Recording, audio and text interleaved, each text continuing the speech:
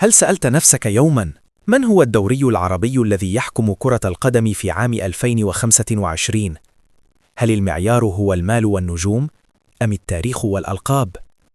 اليوم سننحي العاطفة جانباً وسنتحدث بلسان الأرقام وتصنيفات الفيفا والاتحادات القارية. استعد جيداً لأن الترتيب قد يصدمك. في المركز العاشر يأتي الدوري البحريني الذي بدأ يفرض اسمه قارياً في الآونة الأخيرة.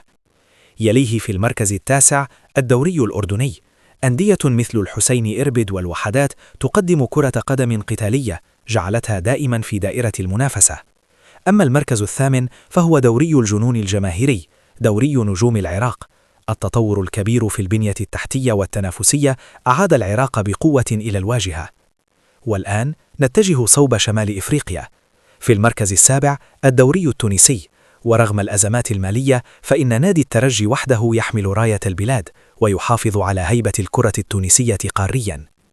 متبوعاً مباشرة بالدوري الجزائري في المركز السادس، دوري يتميز بالندية البدنية العالية، وفرق مثل شباب بلوزداد واتحاد العاصمة أصبحت أرقاماً صعبة في إفريقيا.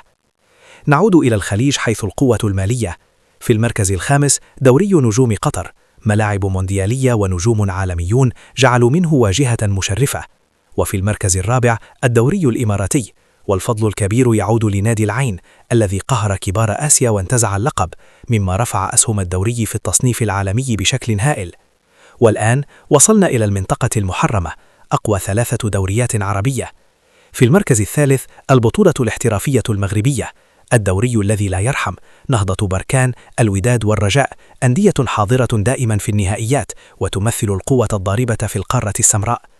في المركز الثاني الدوري المصري، والسبب واضح، الهيمنة المرعبة للنادي الأهلي على دوري أبطال إفريقيا وحصده لنقاط التصنيف جعلت الدوري المصري يتفوق في الأرقام التراكمية.